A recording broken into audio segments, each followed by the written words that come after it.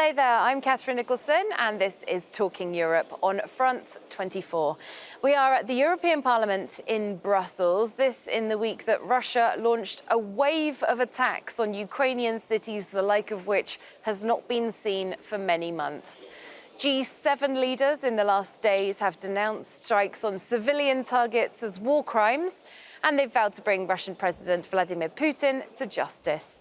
With me to discuss all the latest developments and how the European Union should respond, two members of the European Parliament, of course, Witold Waszczykowski, a member of Poland's governing Law and Justice Party, also chair of the EU-Ukraine Parliamentary Association Committee delegation. Thank you for being with us. Thank you for the invitation.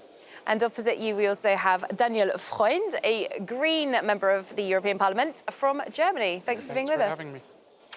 OK, let's start off with that wave of attacks, as I mentioned, hitting energy installations, infrastructure and civilian targets, as we know. Dozens of Ukrainians killed and injured. Mr. Waszczykowski, your reaction to those attacks? Well, this is a confirmation that the war against Ukraine is not just to correct the border. This is the war to annihilate the state and the country and the nation.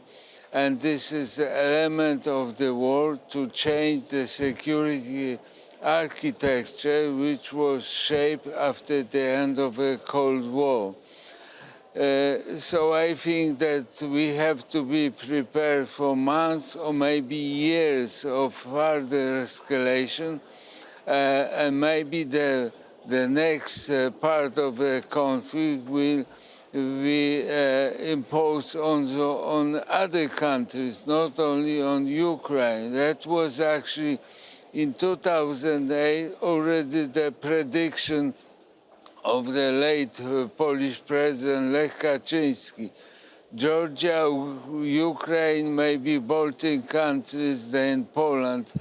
So we have to be prepared for the larger conflict. Well, he is certainly escalating.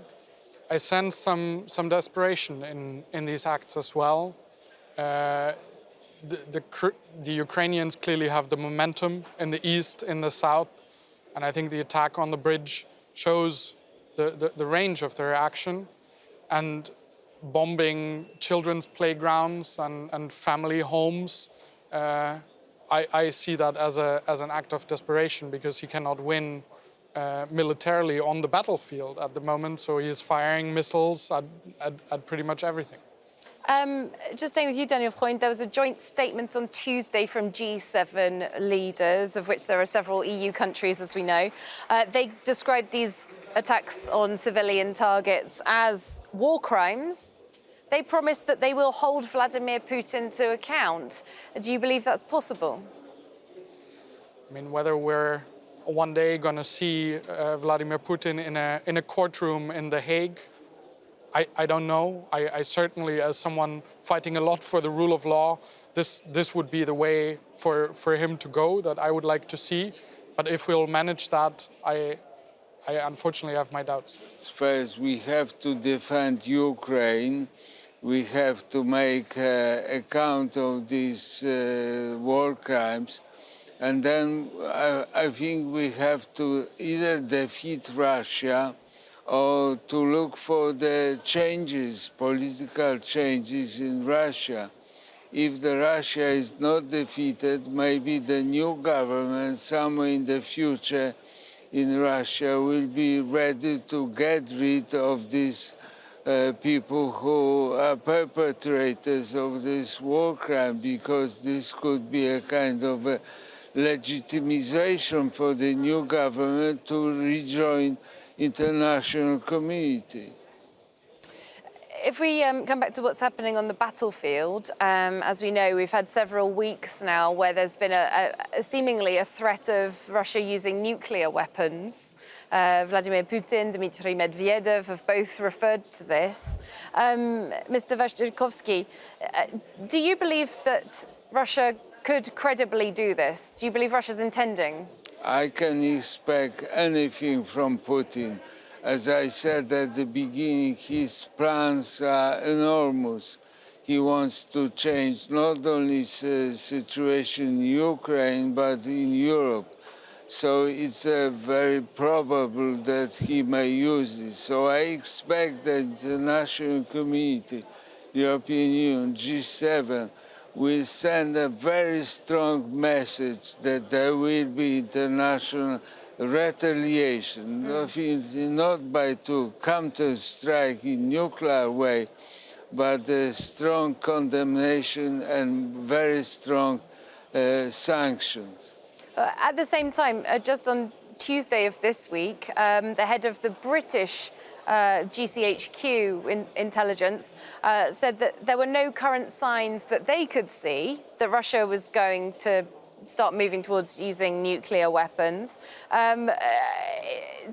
Does that change anything in terms of how you believe the West should be responding? I think what's quite important in our response to that is actually not in the West itself, but is India and China in particular. Both those countries so far have not been part of the international sanctions regime. They have actually increased their energy imports, for example, from Russia. And I think to some degree, I mean, if the man in the Kremlin can actually still be reasoned with, which I don't know, I certainly hope so, and then he will not use nuclear weapons. Him using them will be a sign that there is no more reason there. But if there is a strong signal to be sent by the international community, well, then it is India and China very clearly saying outright that that will never be accepted and that the harshest of responses will come not only from the West, but actually from everyone outside of Russia if he uses nuclear weapons. And, well, you talk about whether Vladimir Putin can be reasoned with. His foreign minister, Sergei Lavrov, has said in the last few days Russia is open to having talks with the West about ending the war, but is yet to receive any serious proposal. Daniel Freund, what's the appropriate response to Russia on that? Should we be thinking about talks? I mean, Russia started this war. Russia is sending missiles into the Ukrainian capital. I don't think it's up to us to figure out what to give to Russia so that they stop.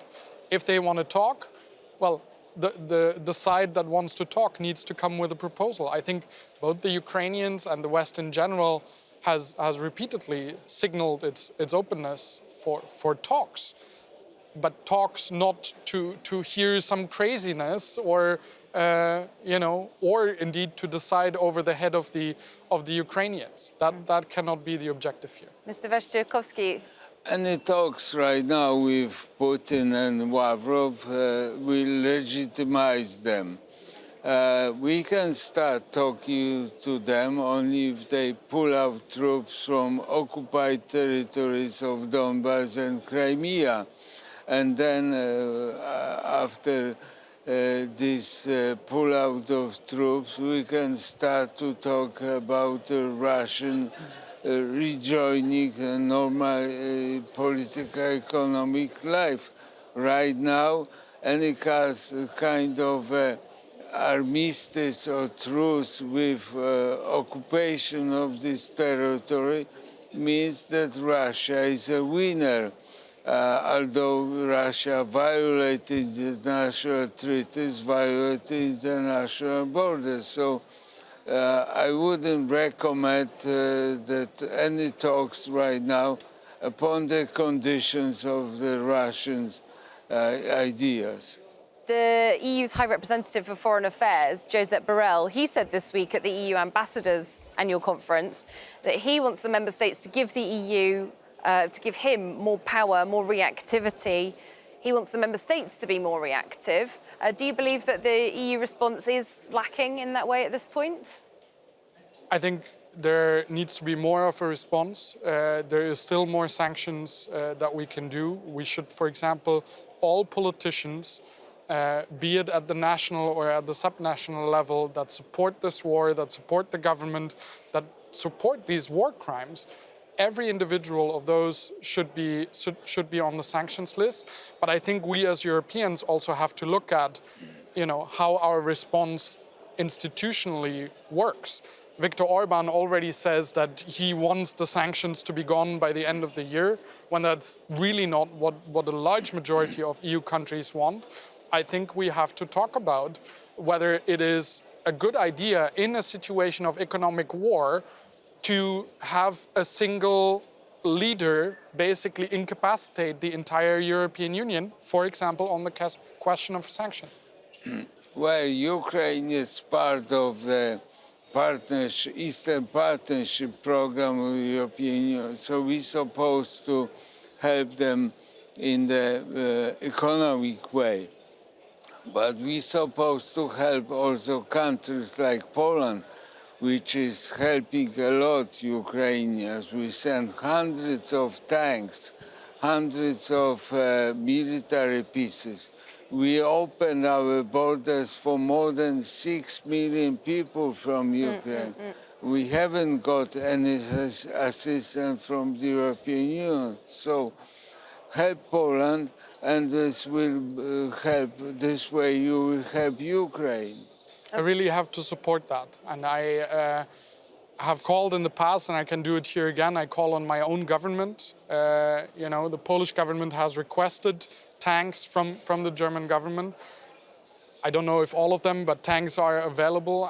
And I clearly think we should give the Polish friends also military equipment, also more help in taking care of the refugees. I think, though, that what the Polish government needs to do is to stop the attacks on the judiciary in Poland. But on the support, I fully agree with my colleague. So some disputes remain, but in terms of Ukraine, a lot of unity is what I'm hearing from both of you. Thank you both very much. Daniel Freund and Witold Waszczykowski, thank you for being on the programme. Thank you. Thanks. Thanks to you for watching as well. See you soon here on France 24.